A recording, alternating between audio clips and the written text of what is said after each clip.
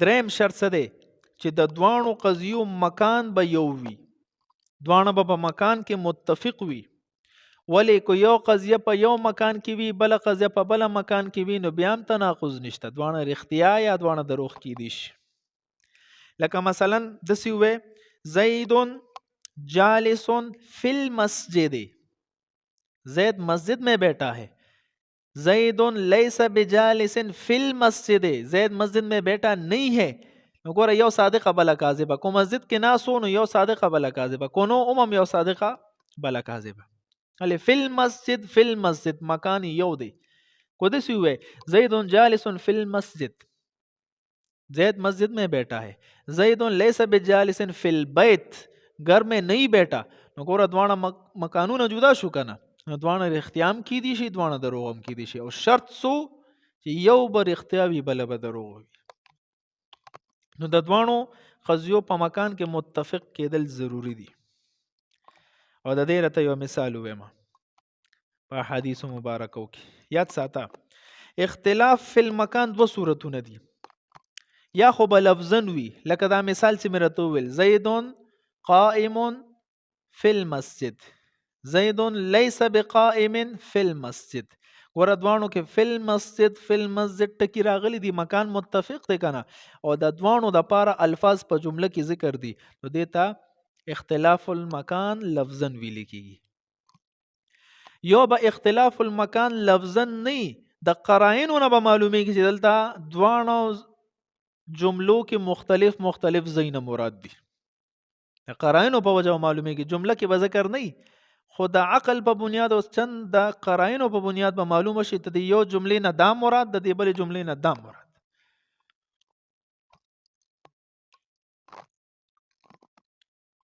لکه امام شافعی رحمت الله علیه یو کتاب د اختلاف الحدیث، باغی کې لیکلی دی وسن رسول الله صلی الله علیه وسلم ان يقرأ بأم القرآن وما تيسر، فدل على ان اللازم في كل ركعة قراءة ام القرآن وفي الركعتين الأوليين ما تيسر معها. رسول الله صلی الله علیه وسلم عادت مبارکه داو چې په سوره فاتحه با قرات په خامخا کولو، او په اولنی دوه رکعاتو کې به د سوره فاتحه سره چې کم نور مزید سورت په ویلو به نو ابم ویلو وما تيسر، کم چې به مترا مستحضر شو آسان بو. یعنی امام شافعی رحمت الله علیه دا فرمای چې د نبی علیہ الصلوۃ والسلام عادت مبارکه دا چې په هر رکعت کې به سوره فاتحه ویلا، او په اولنی دوه رکعاتو کې به د سوره فاتحه سره مزید بل سورت هم ویل، یعنی ډک رکعت چې وته مونږ وایو. دا دینه دا خبره ثابته شو.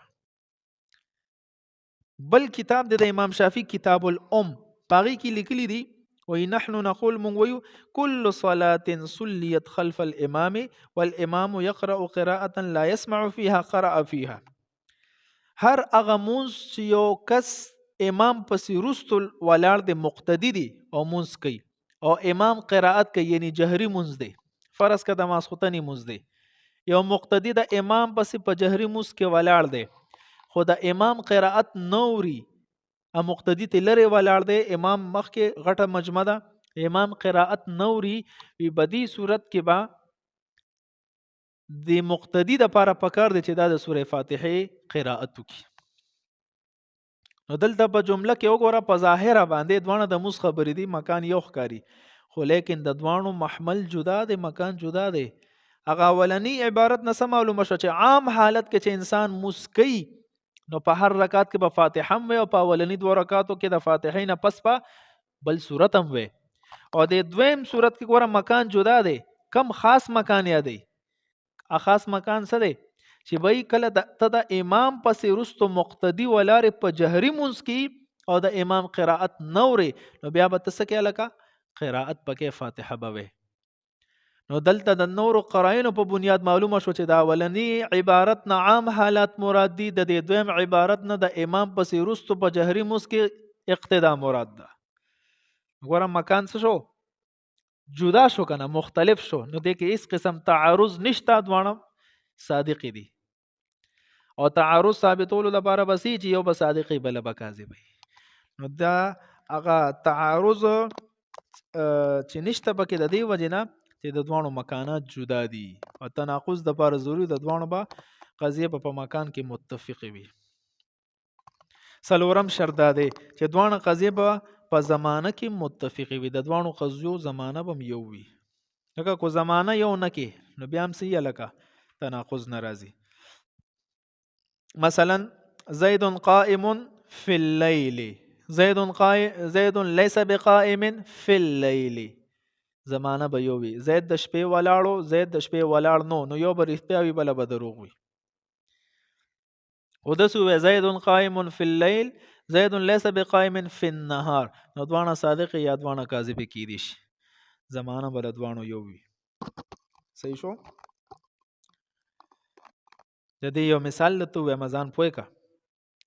قرآن عظیم الشان کې الله رب العزت یو ځای کې فرمایي فوربک لنسألنهم اجمعین عما كانوا يعملون. ستا په رب مې د قسم وي، په خپل ځان قسم خوري چې چا چې څه عمل هم کړی وي د دې ټولو نه به د یو نه به تپوس کوم د هر عمل په باره کې. ګوره دلته د دې آیات نه معلومه شوه چې الله رب العزت په د هر عمل باره کې د هر انسان نه تپوس کوي. او بل ځای کې فرمایي فیومئذ لا یسأل عن ذنبه انس ولا جان. په دغه ورځ یعنی د قیامت په ورځ باندې به د یو انسان او د یو حیوان د یو جن نه به هم دغه د ګناهونو متعلق تپوس نه کیږي. ورنه یو آیات کې ثابت شوه چې هر انسان نه به دغه د عمل متعلق تپوس کیږي. دی بل نه ثابت شوه چې د یو انسان او د یو جن نه به هم دغه د ګناه مطابق تپوس نه کیږي، متعلق په تپوس نه کیږي. نو یو نه تپوس ثابت شو بل نه تپوس نفي. نو دلته چې دا په ظاهر کم تعارض کاری نو علما کرام د دې جواب په اختلاف زمان سره ورکي. فتح الرحمن کتاب دی پاغي کې شیخ الاسلام ابو یحیی زکریا انصاری رحمت الله علیه فرمای قلت لأن يوم القيامة مواقف ففي بعضها يسألون وفي بعضها لا يسألون. د قیامت په ورځ باندې به ډیر مقامات وي، بعضی مقاماتو کې به الله تپوس کوي، په بعضی مقاماتو کې به الله تپوس نه کوي.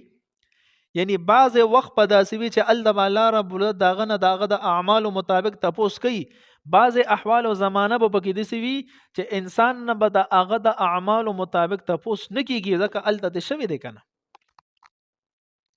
نو دلته دا جواب اختلاف زمان سره وکي. د دې وجنه دواړه آیاتونه صادق دي، تناقض پکې نشته، هیڅ قسم اختلاف نشته. صحیح شو؟ پنځم شرط قوت اور فعل. قوت معنا دا چې په انسان کې د یو کار صلاحیت او استعداد موجود وي. اگر چې فی الحال کار په وجود کې نه راوسته خدا کار کولو صلاحیت او استعداد پکې وي. او فعل معنا دا چې انسان کې بالفعل یعنی هغه کار او صفت پکې موجود وي. مثلا دا طالب دی، د دونم دی زید، نو دا زید عالم لا نه دی، مکمل علم نه دی کړی، او زه ما زید عالم. نو دا ګوره دا اگر چې عالم نه دی ما په بیام د علم حکم ولګولو، نو دا مې بالقوه ولګولو، یعنی دکې استعداد شته چې دا عالم جوړ شي، دکې دا صلاحیت شته چې عالم جوړ شي مستقبل کې. نو هر انسان کې دکې یو صلاحیت موجود وي، اگر چې کار کړی نه ته چې اوس ته ګوره انجینیر جوړې دی شي، ډاکټر جوړې دی شي، پایلټ جوړې دی شي، عالم مفتی جوړې دی شي، اگر چې فی الحال لا نه خو لیکن دغه سيزونو صلاحیت درکشتا، استعداد درکشتا، نو چا که چې د صلاحیت او استعداد موجود وي منطقيان د دینه تعبیر په بالقوه سره کوي. او یو انسان دی مثلا مولانا طارق جمیل، موویل چې مولانا طارق جمیل عالم دی، نو ګوره بالفعل عالم دی، دا نه چې لا علم نه دی کړي مستقبل کې بکې، نه بالفعل عالم دی. نو دسی چې بالفعل په یو انسان کې صفت موجود وي نو اغینه تعبیر منطقيان په بالفعل سره کوي. نو قوت کې استعداد او صلاحیت موجود کېدل ضروري دي، او بالفعل کې داغه استعداد صلاحیت باندې چې کم سیز مرتب کیږي هغه سیز موجود کېدل ضروري دي. پوه شو یا لکه نو دویم شرط څه شو؟ پنځم شرط څه شو؟ لکه چې دواړه قضیې به په قوت او په فعل کې به دواړه متفق وي. څه معنا؟ کو محمول د موضوع د پاره بالفعل ثابت وي، په دویمه قضیه کې به محمول د موضوع نه بالفعل نفي شوی وي.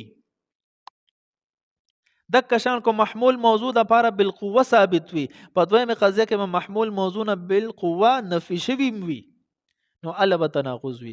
کو دسی وي کو محمول موضوع د پاره یو کې بالفعل ثابت کې او بل کې ته بالقوه نفي کې، نو ګوره حالات جدا شو، دواړه صادق کې دي شي، دواړه کاذب هم کې دي شي، بیا به تناقض نه. مثال په تور باندې مویل الخمر فی الدن مسکر، شراب چې به د چاټۍ کې کم پراته دي دا نشه آور دي بالقوه. بالقوه چې مویل معنا دا چې دا شراب داسې حال ته لا نه دي رسېدلی چې دی کې نشه موجود ده، بلکې دا خو هغه ابتدایي مراحل دي، دې معنی چې کله وخت تیر شي نو په مستقبل کې به دې کې نشه راځي. نو بالقوه مې وویل څه معنا؟ چې دا داسې شراب دي چې دې کې صلاحیت شته چې دا د واقعتا نشه آور شراب جوړ شي. نو بیا د دې سره چې ته تناقض پیدا کړي، نو بیا به داسې وایي والخمر لیس بمسکر بالقوه. دک شان بالفعل کې الخمر فی الدن مسکر بالفعل، دا موجبه شو. الخمر لیس بمسکر بالفعل، نو ګور اوس تناقض موجود شو، یو که بالفعل شی ثابت شو بلکې بالفعل نفي شو. او که دسی دی ویل الخمر فی الدن مسکر بالقوه، او دویم کې دی ویل الخمر لیس بمسکر بالفعل، نو یو کې بالقوه دي سی ثابت کو بلکې د بالفعل نفي کو، نو دوانه صادق یا دوانه کاذب کی دي شي. او شرط سوچ یو به صادقي بل به کاذب. پوښ په بل مثال ورا حدیث مبارک کې النساء حبائل الشیطان، خزه دادا شیطان جالونه دي، نه مکر فریب جالونه دي. نو ګورا خزه د هر انسان د پاره جال نه وي، ولې ډیر نیک خلق شته الله په خصوصي فضل چې د خزه په دغه کې راضی نه لکه صحابه کرام د نور اولیاء. خو لیکن قوت خولری کنا چې د یو انسان د گمراهۍ د پاره خزه سبب جوړ شي. بالقوه خو شته کنه دا خزه خو جال جوړ دي شي بالقوه، اگر کو د بازو د باره بالفعل نه دی بالقوه خو دی کنه، نو صلاحیت لري. دک کشان بل حدیث کې راځي ان لكل امه فتنه وفتنه امتي المال، د هر امت د پاره یو فتنه وي، او نبی علیہ السلام فرمای زما د امت فتنه صدا مال دولت ته.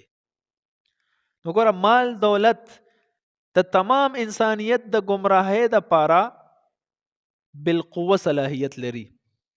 بالقوه اگر چې دا بعضو لپاره بالفعل صلاحیت نه لري، بعض خلک نشي گمراه کېدی ځکه چې هغه ډیر د ایمان په لوی سطح باندې لکه انبیا ورسېده، خو لیکن د موجوده ټول خلکو لپاره د گمراهۍ سبب جوړې دي شي صلاحیت پاکستانو دک ته بالقوه ویل کیږي.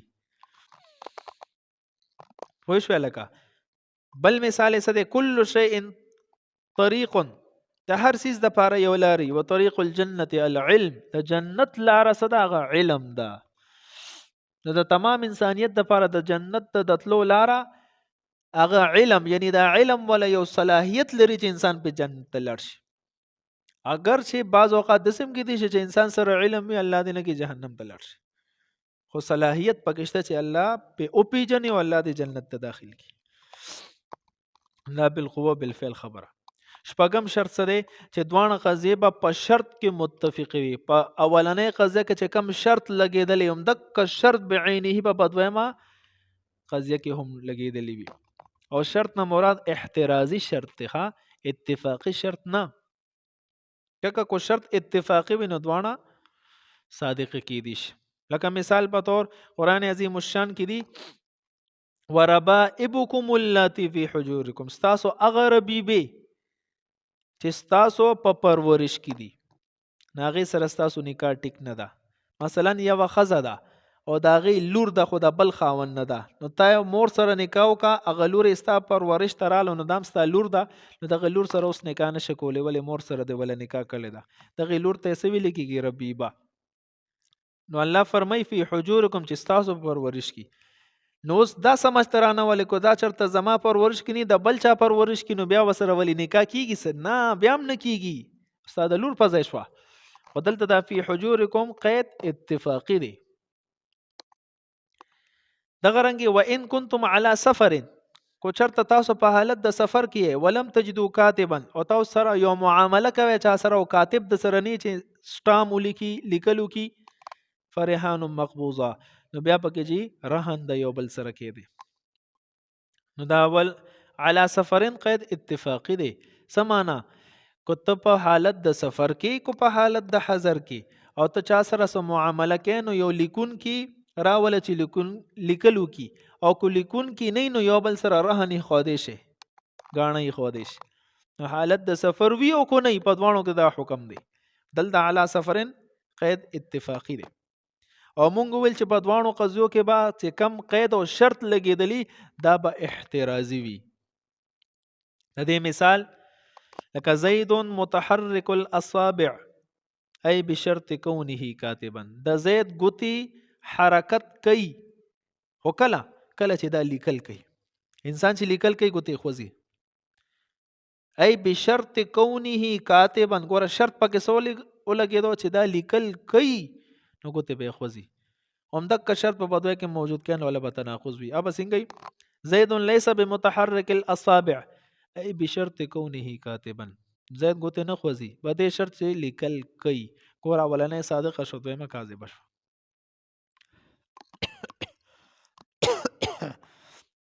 او کو دسی دی ویل زید متحرک الاصابع بشرط كونه كاتبا موجبا زید ليس بمتحرك الاصابع اي بشرط كونه غير كاتب ګوره شرط التا کاتب لیکل اولګل دلته د کاتب نه لیکل اولګل نو دوانه صادقه کی دیش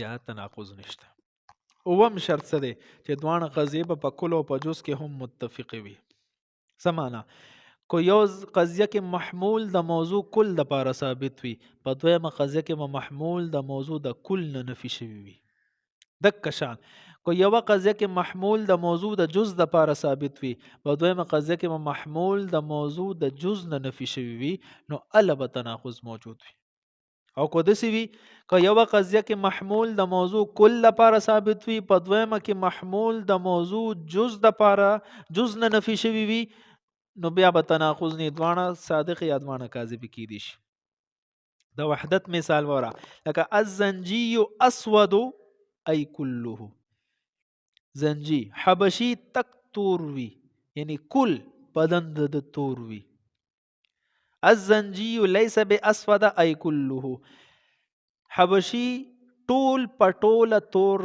نه ګور اولنې کاذب دویمه صادقه ځکه ټول پټول خو تور نه کنه غاخونه خو سپین وی کنه نو دویمه صادقه اولنې کاذبه د کشان قدسی می ویل الزنجي اسود اي كله زنجي حبشي چې دا ټول پټول تک تور وی او بلکې مسول الزنجي ليس باسود اي جزءه چې حبشي د جز تور نه نګوره یو ځای کې مې کل ثابت بل ځای کې د جز نفي نو دا اوس تناقض پکې نشته تناقض شرط سوچ چر ځای کې کم ځای کې د محمول د موضوع کل لپاره ثابت کړي بل ځای کې به د کل نه نفي شوي نو البته تناقض وي کو جز د ثابت کړي د جز نفي بم شوي البته تناقض وي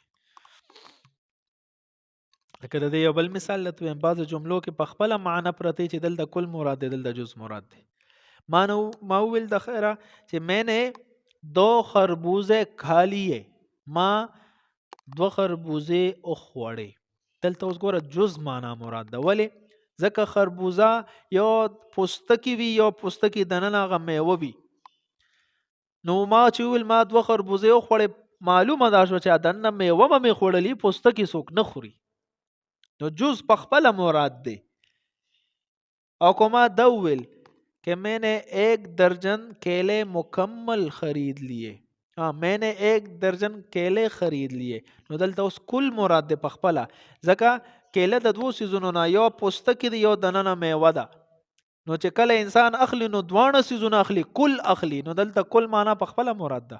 او چې کله د خوړلو خبر راشي چې ما 2 درجنه کیلې او خوړې، نو دلته به جز مراد دي چې د کیلې هغه یو جز خو مې لړه کو پوستکی او یو جز مې وخوړو میوه.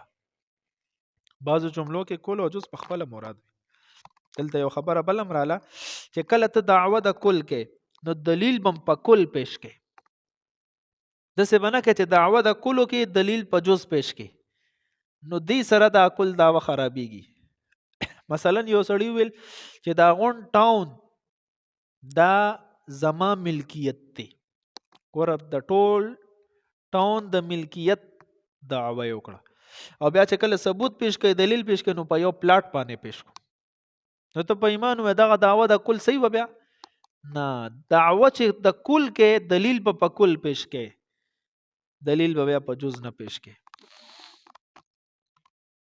اتم شرط دا دی چې دوانه قضیه په اضافت کې په نسبت کې متفق وي. په یو قضیه کې چې د محمول کمی موضوع ته نسبت شوي، په دویمه قضیه کې به د اک محمول د اک موضوع نه نسبت نفي شوي وي، نو الا به تناقض وي. مثال زید اب لعمر، زید عمر کا باپ ہے. زید لیس باب لعمر، زید عمر کا باپ نہیں ہے. یو ځای کې ګوره د عمر نسبت هم زید ته وکړو، په دویم کې هم د عمر نسبت د زید نه راکټ کو، نو بالکل تناقض تا. او کو داسې مې ویل زید اب لعمر او زید لیس باب لخالد، زید د عمر پلار دی، زید د خالد پلار نه دی، دوانه رښتیا کې دي شي، دوانه دروغ کې دي شي. او شرط مفقود شو، مونږ یو به صادقی بل به کاذبی. ګوره د دې مثال داسې د مولانا سرفراز خان صفدر صاحب رحمت الله علیه فرمایلی دي. یو ځل عطا الله شاه بخاری رحمت الله علیه تقریر کولو، نو تقریر دوران کې چا خط رو لګلو، اخط کې لیکلو تو کافر ہیں، څه وته لیکلو چې ته کافر ہے. حضرت عطا الله شاه بخاری رحمت الله علیه فرمایل ہاں میں کافر ہوں اور مجھے اس کفر پر فخر ہے. چې څنګه دا جمله ویل ټول خلک حیران شو چې عطا الله شاه بخاری رحمت الله علیه دا سوي. نو بیا عطا الله شاه بخاری رحمت الله علیه وضاحت کوي چې دا ټکی ما ولې وکړو. وی فرمایل لا اکراه فی الدین قد تبین الرشد من الغی فمن یکفر بالطاغوت ویؤمن بالله فقد استمسک بالعروة الوثقى. فمن یکفر بالطاغوت، څوک چې د طاغوت او د شیطان او د بت پرستۍ نه انکار وکي، ویؤمن بالله او په الله باندې ایمان ولري، فقد استمسک بالعروة الوثقى، نو دوی یو مضبوطه کړۍ ونیوله، یعنی دا په حق باندې دی. نو د دې آیات په تناظر کې هغه نه چې کله وویل شو چې ته کافر نو دو ویل چې میں کافر بالطاغوت ہوں. طاغوت ټکی مې ذکر اونکو، خو دلته مې د کفر نسبت طاغوت ته وکړو، صحیح شو. وای اور میں کافر بالطاغوت ہوں، دلته د کفر نسبت طاغوت ته وکړو. او بیا ویل ویؤمن بالله اور مومن بالله ہو، یعنی ایمان په الله لرم، کفر د طاغوت نه دی.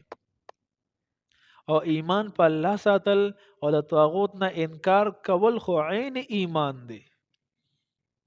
نو معلومه دا شو چې ګوره کافر اور مسلمان، کفر اسلام دا دواړه متضاد سیزونه دي، خو لیکن کله چې ته د دې نسبت جدا جدا سیزونو ته وکي، نو په یو وخت کې یو سړی کافر په یو نسبت کې دي شي، په بل نسبت باندې مسلمان کې دي شي.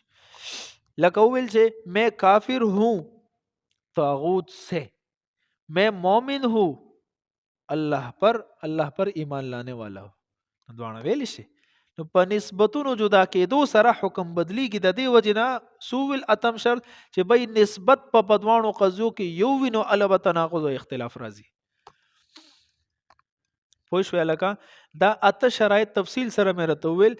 دا اته شرایط په چې کله دوه قضیو مخصوصو کې موجود شي، نو دغه دوه قضیو مخصوصو ته نقیضین ویل شي.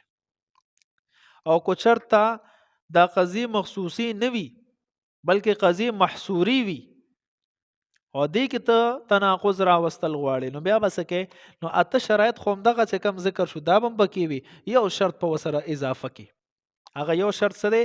دا کو چېرته اولنۍ قضیه موجبه کلیه وه، دویمه به سالبه جزیه، او که اولنۍ قضیه سالبه کلیه وه، دویمه به موجبه جزیه وي. مونږ ته استاد محترم د دې داسې نقشه جوړه کړې وه. مثال په طور که اولنۍ موجبه کلیه وه، نو د دې نقیض به راځي سالبه جزیه، او که اولنۍ سالبه کلیه وه، نو د دې نقیض به راځي موجبه جزیه. اوس د دې مثال وره چې اولنۍ موجبه کلیه وي، لکه کل انسان حیوان، دا موجبه کلیه ده. نو اوس به د دې نقیض راځي سالبه جزیه، بعض الانسان لیس بحیوان. نو ګوره اولنۍ صادقه شو، دویمه کاذبه شو. دک شان کو اولنۍ سالبه کلیه وي، د دې مثال لا شیء من الانسان بحجر، یو انسان هم کاڼی نه دی. نو د دې به نقیض څه راځي؟ موجبه جزیه، بعض الانسان حجر. ګوره اولنۍ صادقه شو، دویمه کاذبه شو. نو د دغه دوه شرایطو موجود کېدلو د پاره به وي چې اولنۍ موجبه دویمه سالبه، دغه رنګ یو صادقه بل کاذبه. د دې دوه شرایطو د موجود کېدو د پاره دا ضروری دي چې کله دوانه قضیې محصوري وي، نو کو چرته اولنۍ موجبه کلیه و دویمه سالبه جزیه، کو اولنۍ سالبه کلیه و دویمه به موجبه جزیه وي. پوه شو؟ لکه نو دا نه هم شرط بیا په محصوره کې دی. دا ټول وضاحت شو. اوس وګوره په ابتدا کې چې کم شعر ذکر شو، در تناقض 8 وحدت شرط ده، په تناقض کې 8 وحدتونه شرط دي. اوس په پوهه کې چې دا وحدت څه ته وایي؟ وحدت موضوع و محمول و مکان، د دوانو موضوع بم یو وي، محمول بم یو وي، مکان بم یو وي. وحدت شرط و اضافت جز و کل، د دوانو شرط، د دوانو نسبت، د دوانو جز کل ټولو کې بجی دا متفق وي. قوت و فعل است در آخر زمان، قوت و فعل کې بم یو وي، زمانه کې بم یو وي. پوه شوې؟